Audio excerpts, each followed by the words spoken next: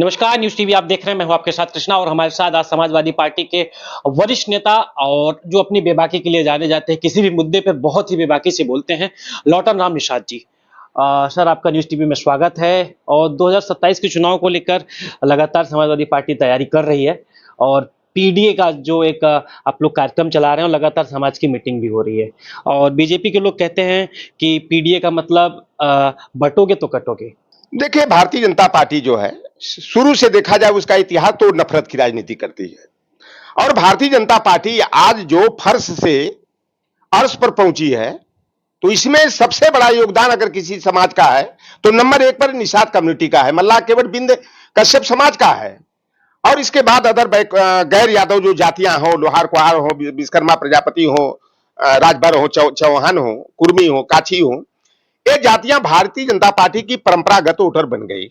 लेकिन 2024 का लोकसभा चुनाव हुआ, आपने देखा भारतीय जनता पार्टी के नेता बड़े बड़े दावे करते थे, चाहे योगी आदित्यनाथ हो, चाहे केशव प्रसाद मौर्य हो, 80 में 80, 80 में 79 का दावा करते थे।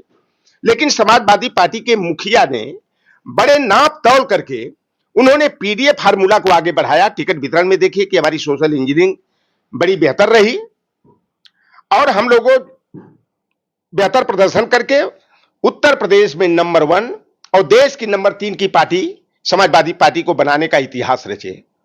अब हमारे नेता का कहना है और हम लोगों का भी कहना है कि हमारी जो पीडीए की लड़ाई है यह 15-85 की लड़ाई नहीं है। भारतीय जनता पार्टी तो 20 बनाम 80 की बात करती है।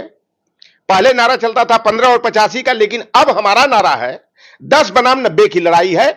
और 10 बनाम 90 के मुद्दे पर 2027 में हम लोग भारतीय जनता पार्टी को जो है पुनः फर्श पर पटकने का काम करेंगे और समाजवादी पार्टी अप्रत्याशित जीत हासिल करते हुए उत्तर प्रदेश में जो है कि सरकार बनाएगी। हम लोग गांव गांव जा रहे हैं। माननीय अखिलेश यादव जी ने हमें आदेश और निर्देश दिया कि पूर्वांचल में जाओ, टोलो, जनता के मन मिजाज क्या है, जनता क्या चाहती है, कैसे हमारी सोशल इंजीनियरिंग फिट हो, कैसे जो जातियां कभी सपा की परंपरागत वोटर रही हमसे क्यों बिछड़ी और कैसे वो हमारे साथ आ सकती हैं, इसका जो आकर के हमको टिप्स और रिपोर्ट जो है कि सौंपिए, ताकि मैं 2027 के लिए जो है कि बेहतर तरीके से जो है कि हम नट बोल्ट कस करके भारतीय जनता पार्टी को सत्ता से बेदखल करने में सफल हों।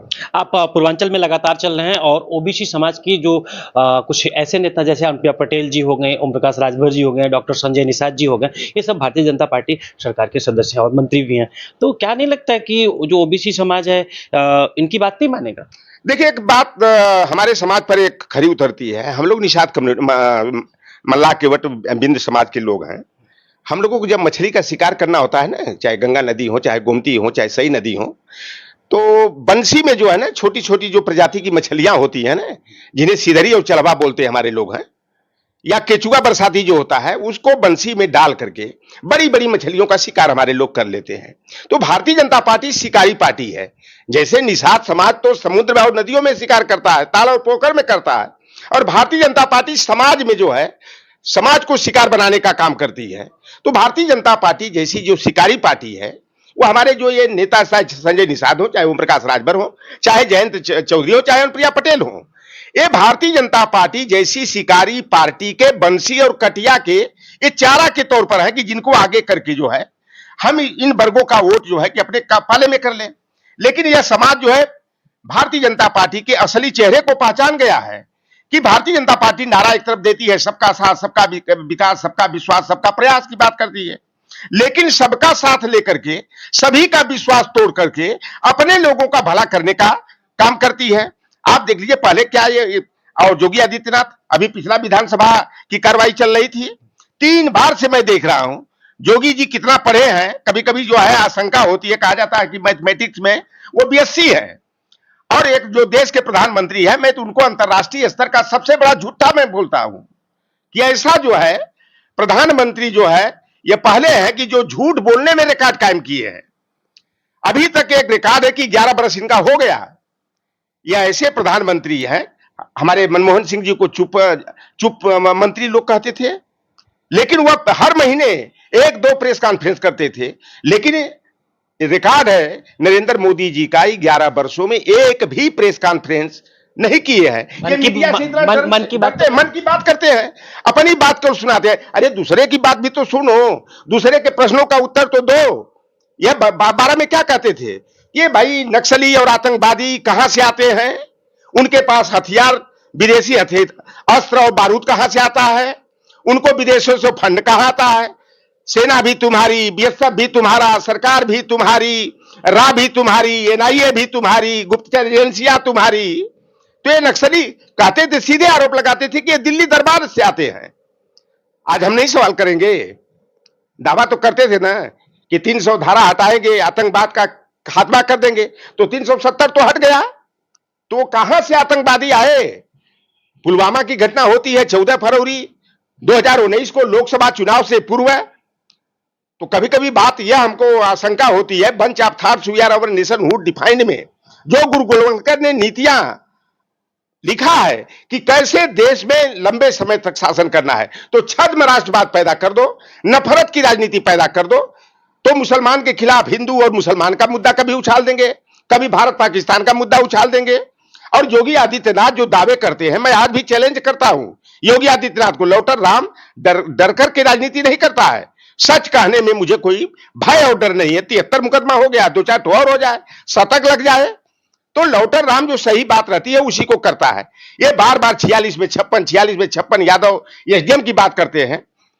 30 में 5 यादव हुए थे, लेकिन बड़ी विडंबना हमारे अति पिछड़ों की है कि एक कहावत कही जाती है, कौवा तेरा कान ले गया, तो हमारे लोग अपने कान को नहीं देखते हैं, नीम जामुन कटहल के पेड़ पर देखते हैं कि कनवा लेकर मेरा कहां गया। बार बार विधानसभा के अंदर एक अपने को संत महात्मा जोगी सन्यासी कहने वाला व्यक्ति इस तरह का अनर्गल झूठ बोलता है, तो क्या ऐसे लोगों को संत कहना उचित है? क्या संत होने पर भी आशंका होती है, इनकी डिग्री पर आशंका होती है कि अभी 86 और 46 का अंतर नहीं इनको मालूम है।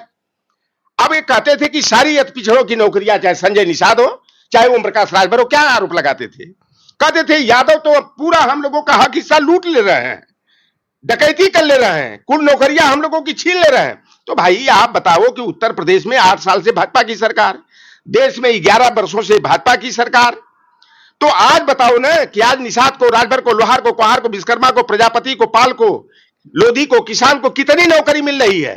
और यादव आज भी, लोग कहते हैं मैं यादव महासभा का प्रवक्ता हूं, कोई मुझे यादवों का दलाल मुझे कहता है। सच कहना अगर दलाली है तो मैं ऐसी बातें बार बार कहूंगा, एक बार नहीं कहूंगा। अभी उत्तर प्रदेश पुलिस भर्ती का परिणाम आया 1 महीना पहले, लाख बैरिकेटिंग खड़ा की गई, भारतीय जनता पार्टी ने कि यादवों को नो एंट्री, लेकिन यादव समाज ने अपनी प्रतिभा की बदौलत, अपनी मेहनत और कर्मठता की बदौलत 8,854 यादव उपनाम लिखने वाले पुलिस में भर्ती हो गए। 1009 पदों का अभी यूपीएससी का रिजल्ट आया 20 दिन पहले। यादवों ने अब तक का रिकॉर्ड कायम किया है। पिछली बार जो है संघ लोक सेवा आयोग 2023 का परिणाम जब 24 में आया, तो 34 यादव के बेटे और बेटियां आईएएस बने थे, यानी संघ लोक सेवा आयोग को क्रैक किया था। और इस बार तो रिकॉर्ड कायम कर दिया, सीधे तिगुना जो है संख्या में वृद्धि करते हुए 101 यादव के बेटे और बेटियों ने यूपीएससी क्रैक करके रिकॉर्ड कायम करने का काम किया है। तो भाई मेरा तो यही कहना रहता है कि जो अति पिछड़े यादवों से जलन करते हैं, ईर्ष्या करते हैं, यादवों से ईर्ष्या मत करो, इनसे प्रतिस्पर्धा करो, यादव की नकल करके अपनी अकल खोलो, तब आगे बढ़ोगे। और यादव समाज प्रतिकूल समय को अनुकूलता में बदल देता है। आज भारतीय जनता पार्टी, अगर योगी आदित्यनाथ का बस चले ना, यादवों को लाइन में खड़ा करा करके गोली मरवा दें, लेकिन यादवों के सामने जब प्रतिकूल समय आया, परिस्थितियों को खराब कर दिया गया, तो यादव समाज और तेजी से मेहनत करने लगा और अपने प्रतिभा का प्रदर्शन करने में सफल हुआ।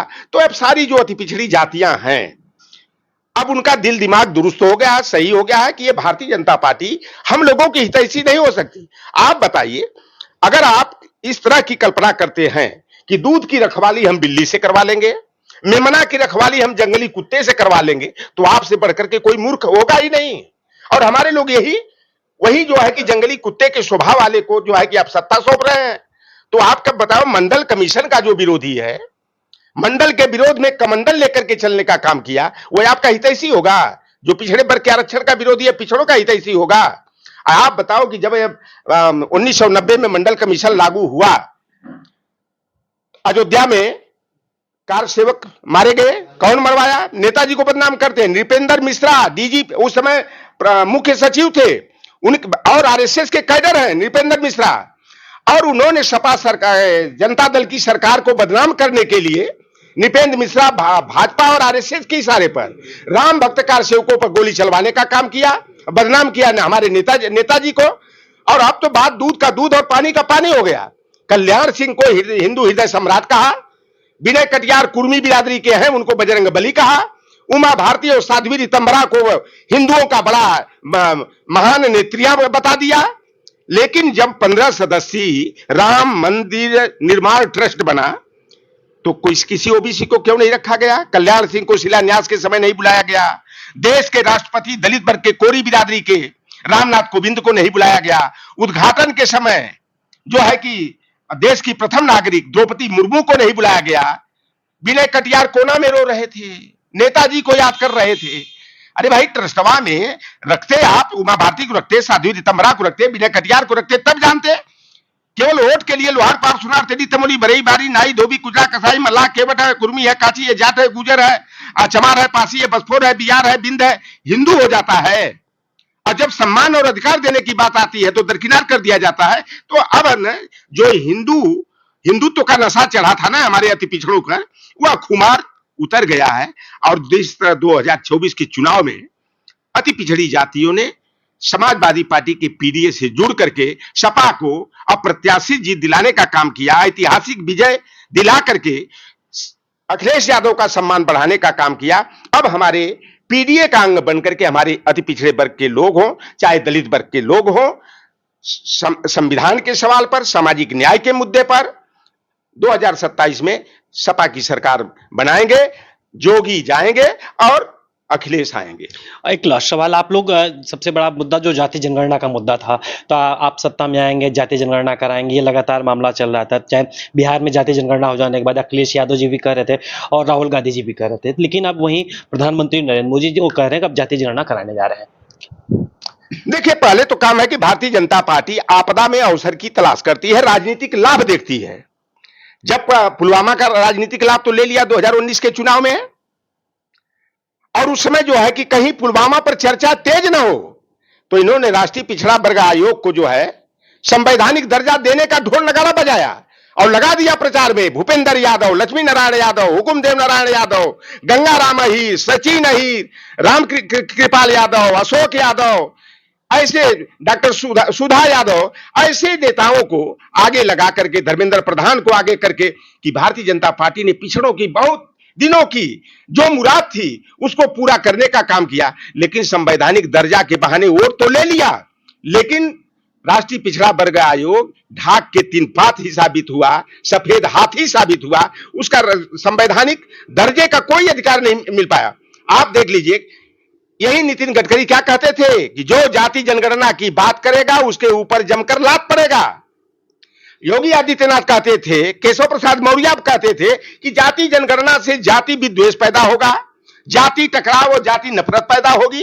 अरे भाई, दूध का दूध और पानी का पानी हो जाए ना, जातिगत जनगणना हो जाए। कोई भी नीति जब बनानी होती है, जन कल्याणकारी योजना को आगे करना होता है, तो जब तक जातिगत आंकड़े नहीं आपके पास रहेंगे तो आप नीतियां कहां से बनाओगे?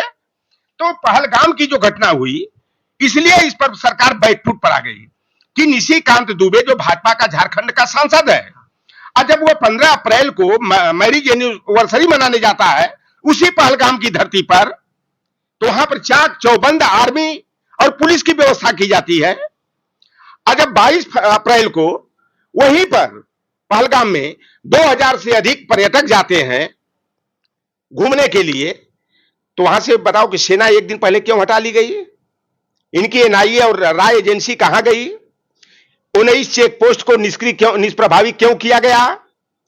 और आतंकवादी 300 किलोमीटर अंदर भारत की सीमा में घुस करके कैसे आ गए? मनमोहन सिंह को आप बार बार प्रश्न खड़ा करते थे, कहां गई आपकी राय एजेंसी, कहां गई एनआईए? तो मैं नहीं पूछूंगा, मोदी जी, अमित शाह, ये बताओ कि आज तुम्हारी जांच एजेंसियां कहां गई, तुम्हारे आईबी कहां गई, एनआईए कहां तो गया, वो आतंकवादी आए कहां से और कैसे मार करके सुगमता पूर्वक चले गए? कोई उन पर कोई एक भी आतंकवादी नहीं मारा गया। ऑपरेशन सिंदूर। तो देखिए, तो जब इस पर सरकार गिर गई, आप बताओ देश का प्रधानमंत्री क्या कहते थे अपने को, मैं भी चौकीदार चौकीदार, भाजपा वालों में होड़ मच गई, मैं भी चौकीदार। फिर बीच में एक नारा चला, मोदी का परिवार, मोदी का परिवार, मोदी, हम भी मोदी परिवार। तो भैया ये देश की जनता प्रधानमंत्री के परिवार की सदस्य नहीं है क्या? प्रधानमंत्री हो पूरे देश, देश की जनता है आपकी, है, चाहे वोट दिया चाहे नहीं दिया।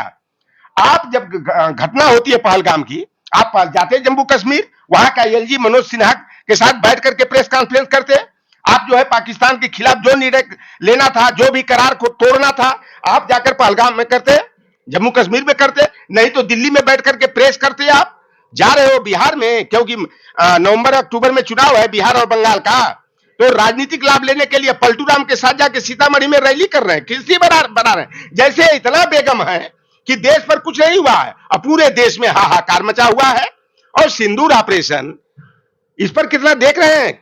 हमारे नेता ने, प्रोफेसर राम गोपाल यादव जी ने सच कह दिया तो मिर्ची लग गई। अरे भाई आप बताओ, तुम्हारे जो गैर पीडीए है वो तो अधिकारी हैं, वो तो एसी के बंगले में रहते हैं, ऐशो आराम की जिंदगी जीते हैं। बॉर्डर पर किसका बेटा लड़ने जाता है? पिछड़े का, दलित का, आदिवासी का बेटा जाता है, मुसलमान का बेटा जाता है। और कौन सा बुरा हो गया भैया कि हमारा सेना और पीडीए में घनिष्ठ संबंध है? तो सीमा पर कड़ाके की ठंड में, आप चाहे आंधी आए, तूफान आए, चाहे बर्फबारी हो, वहां हमारे देश के सैनिक जो है अपने जान की बाजी लगा करके जो है देश की सीमा की रखवाली करते हैं। और पीडीए के जो 3 लोगों ने इतिहास बनाया, एयर मार्शल कौन है? ए.के. भारती यादव पी, फिर दूसरी हमारी व्योमिका सिंह जाटव। क्यों नहीं बताएगा? हमें तो गर्व है कि मैं चमार हूं, मैं यादव हूं, मैं निषाद हूं, मैं जाता हूं। हमें अपने, जब योगी आदित्यनाथ को क्षत्रिय कुल में पैदा होने का अभिमान है, स्वाभिमान है, गर्व है, घमंड है, तो प्रोफेसर रामगोपाल यादव और लौटर राम को नहीं घमंड होगा कि मेरे समाज की, मेरे बहुजन वर्ग की बेटी, जाटव समाज से ताल्लुकात रखने वाली हरियाणा की वीरबाला ने जो है, जिस पर पूरा देश नाच कर रहा है, और अपनी सहेली, ये तो विंग कमांडर रही, और जो हमारी कैप्टन रही सोफिया कुरैशी, वो हमारी ये है। इन दोनों बेटियों ने जो है कि इतिहास रचने का काम किया, भारत का सर ऊंचा करने का काम किया। और जो देश के प्रधानमंत्री, ट्रंप से बड़ी अच्छी दोस्ती थी भाई, विश्व गुरु बनने का दावा करते थे, 72 देश का दौरा किए, और जब पाकिस्तान ने हमला कर दिया कोई देश खड़ा नहीं हुआ। तुर्की के हथियार से हमला हुआ, और तुर्की को भोपाल में आप ठेका दे रहे हो ये भारतीय जनता पार्टी की सरकार में। और सिंदूर ऑपरेशन किया हमारी बेटियों ने। और कौन कर सीज फायर की घोषणा कौन किया भाई? 1900, ये पहले का इतिहास रहा, 1960 में समझौता एक हुआ था, शिमला समझौता हुआ था। उसमें यह था कि भारत पाकिस्तान के बीच में अगर कोई मामला आएगा तो दोनों देश के प्रमुख बैठ करके जो है अपने मामलों को सुलझाएंगे, तीसरा देश या तीसरा व्यक्ति हस्तक्षेप नहीं करेगा। 1971 का भारत पाक का युद्ध होता है, इंदिरा गांधी को आयरन लेडी कहा जाता है, इसलिए कि उन्होंने कूटनीति का प्रयोग करते हुए बांग्लादेश को स्वतंत्र राष्ट्र बनाने का काम किया, पाकिस्तान के 2 टुकड़े कर दिया। अरे मोदी जी, बलूचिस्तान को भी नहीं, पाकिस्तान का 3 खंड करते, बलूचिस्तान को स्वतंत्र राष्ट्र बनवा देते, तब माना जाता कि आपका 56 इंच का सीना है और आप विश्वगुरु हो। ट्रंप ने तमाचा मारा है, बड़ी बुरी तरह से मुर्गा बना करके उठाया बैठाया है दोनों लोगों को, अमित शाह को और मोदी को। मैं तो कहूंगा, इसलिए कहूंगा कि आप कहते थे ट्रंप के लिए वोट मांगने आप गए थे, और वही ट्रंप अमृतसर के एयरपोर्ट पर अप्रवासी भारतीय जो अमेरिका में रह रहे थे, कहा कि अवैध रूप से रह रहे, बंधक बना के दे 101 लोगों के हाथ में हथकड़ी, पांव में बेड़ियां बांधकर अमृतसर के एयरपोर्ट पर उतारता है। दूसरे दिन फिर 40 जो है कि अप्रवासी भारतीयों को बंदियों की तरह हाथ में हथकड़ी, पांव में बेड़ी बांधकर उतारता है। और यही नहीं, जहां से हमारे गृह मंत्री आते हैं, प्रधानमंत्री आते हैं, अहमदाबाद के एयरपोर्ट पर 31 जो है गुजराती नागरिकों को जो है हाथ में हथकड़ी, पांव में बेड़ी बांध करके उतारता है। तमाचा नहीं है तो ये क्या है? सीज फायर की घोषणा कौन करता है? ट्रंप के बाद पाकिस्तान का प्रधानमंत्री। और हमारा विदेश सचिव पुष्टि करता है लास्ट में। कौन हुआ ट्रंप भाई? कौन ट्रंप सीजफायर की घोषणा करने वाले हैं? किस दबाव में आपने किया? कहता है दोनों देश मजबूत राष्ट्र हैं, दोनों समृद्धशाली हैं, दोनों से हमारा व्यापारिक संबंध रहेगा, और यह भी धमकी देता है अमेरिका कि हम व्यापारिक संबंध आपसे खत्म कर लेंगे। तो यह अडानी और अंबानी का व्यापार चमकाने के लिए देश की अस्मिता को खतरे में डाल रहे हैं, भारत को गुलाम राष्ट्र बनाने का काम कर रहे हैं। और जब इस पर गिर गए ना, तो ये जातिगत जनगणना, ये कभी चाहते थे, जातिगत जनगणना का सदैव आरएसएस और भाजपा ने विरोध किया। और यह जो जीत है, यह हमारे पीडीए की ताकत की जीत है, अखिलेश यादव की प्रखरता की जीत है, राहुल गांधी की भी जीत है, इंडिया गठबंधन की जीत है कि कहीं चर्चा या पहलगाम पर ज्यादा न हो, क्योंकि सरकार गिर गई, सवाल उठने लगा। तो ये निरुत्तर जब हो गए, तब इन्होंने जातिगत जनगणना का मुद्दा छोड़ दिया कि अब पिछड़े और दलित उसी में उलझ जाएं, इनका ध्यान भटक जाए। अरे ये तो हम लोगों का मुद्दा याद से रहा है। 2010 में हमारे नेता लालू प्रसाद यादव जी, परम पूज्य मुलायम सिंह यादव जी, परम पूज्य शरद यादव जी और परम पूज्य रामविलास पासवान जी भी 2010 में इस मुद्दे को उठाए, और कांग्रेस पार्टी की सरकार मनमोहन सिंह के नेतृत्व में जो यूपीए 2 की सरकार थी, उसने सोशियो इको कास्ट सेंसस 2011 कराया, और 30 अगस्त 2016 को जातिगत जनगणना रिपोर्ट को उजागर जब करने की बारी आई, तो इन्होंने जो है कि धार्मिक अल्पसंख्यक मुस्लिम, सिख, ईसाई, जैन, बौद्ध, पारसी, रेसलर के आंकड़े घोषित कर दिए। भाषा भाषी पंजाबी, गुजराती, मराठी, तमिल, तेलुगु, कन्नड़, मलयालम है, असमिया है, उड़िया है, बंगाली है, उनके आंकड़े घोषित कर दिए। दिव्यांग और ट्रांसजेंडर के आंकड़े घोषित कर दिए। तो ओबीसी की क्यों नहीं किया? सवाल तो हम लोग लंबे समय से सरकार के सामने कर रहे थे कि जब कछुआ, घड़ियाल, मगरमच्छ की, घोड़ा, खच्चर की गणना करा सकते हो, तो ओबीसी की जनगणना क्यों नहीं? और यह तो अब आग हमारी लड़ाई आगे बढ़ी है, और हम लोग लड़ाई लड़ते रहेंगे कि जातिगत जनगणना हो, और संविधान के अनुच्छेद 15(4), 16(4) के तहत जो माननीय कांशीराम जी ने कभी नारा दिया था, जिसकी जितनी संख्या भारी उसकी उतनी हिस्सेदारी, तो अनुच्छेद 15(4), 16(4) के तहत कार्यपालिका में ही नहीं, अब ओबीसी को विधायिका में भी आरक्षण चाहिए, न्यायपालिका में भी चाहिए, और 15(5) जोड़ करके, संशोधन करके हमें निजी क्षेत्र के शिक्षण संस्थान जो है, या सरकारी जो प्राइवेट सेक्टर के जो सरकारी मदद, आर्थिक मदद से जो संस्थान है, वहां भी ओबीसी, एससी, एसटी को जनसंख्या अनुपाती आरक्षण कोटा की मांग चलेगी। और जब एससी, एसटी को विधायिका में आरक्षण, यानी विधानसभा में 330 के अनुच्छेद 330 के तहत मिलता है, उसमें 330 ए जोड़ करके और 332 के तहत लोकसभा में जो है कि आरक्षण ओबीसी, एससी, एसटी को मिलता है, तो ओबीसी को 332 ए जोड़ करके हमें विधायिका में भी आरक्षण चाहिए। जब जूनियर और सीनियर जुडिशरी में ओबीसी, एससी, एसटी और महिलाओं को आरक्षण है, तो उच्च न्यायपालिका यानी कि हाई कोर्ट और सुप्रीम कोर्ट में भी हमें जो है विविधता दिखाई देनी चाहिए। ओबीसी का, एससी, एसटी का समान प्रतिनिधित्व होना चाहिए। अब ये लड़ाई तो आगे बढ़ी है, और समाजवादी पार्टी जो है कि जातिगत आंकड़े और समानुपातिक हिस्सेदारी के मुद्दे पर लेकर के अपने पीडीए को साधने का, पीडीए से कंधा कंधा मिलाकर चलने का काम करती रही है, कर रही है, और भविष्य में भी जब तक कि अमली जामा न पहना दिया जाए, हमारी लड़ाई जारी रहेगी। बहुत बहुत धन्यवाद। हमारे साथ समाजवादी पार्टी के वरिष्ठ नेता लौटन राम निषाद जी थे, जो सीधा साफ तौर कहना, जिस तरह से पीडीए की राजनीति समाजवादी पार्टी करे, दो लोकसभा के चुनाव में समाजवादी पार्टी देश की तीसरी सबसे बड़ी पार्टी बनी, और जिस तरह से इंडिया अलायंस की यहाँ पे 43 सीटें निकली, वो पीडीए की ताकत थी, और 2027 में भी पीडीए की ताकत से समाजवादी पार्टी की सरकार बनेगी।